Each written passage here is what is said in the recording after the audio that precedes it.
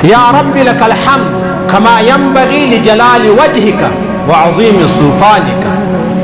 صرف یہ وردا ہوئے یا رب لك الحمد كما ينبغي لجلال وجهك وعظيم سلطانك.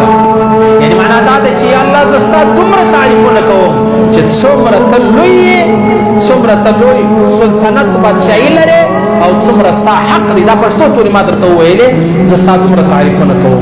پیغمبر علیه السلام فرمایي وای چې کله دې سړی دا ذکر وکړي د الله لوی بیان کړله نو ملائکه غبراو چې د دې مرچی ثوابونه ولیکو. دا خو زموږ تر وس متلې ده د دې مر ثوابونه څنګه ولیکو.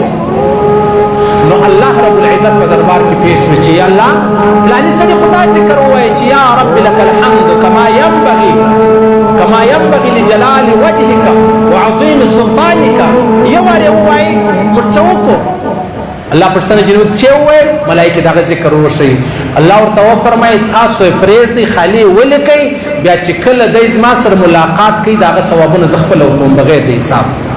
دا واحد ذکر دی عزیزانو چې د دې نیکۍ د دې ثوابونه الله پټ کړی دي چې دا څو دي. ملائکه په خپل نه دي په خبري. ملائکه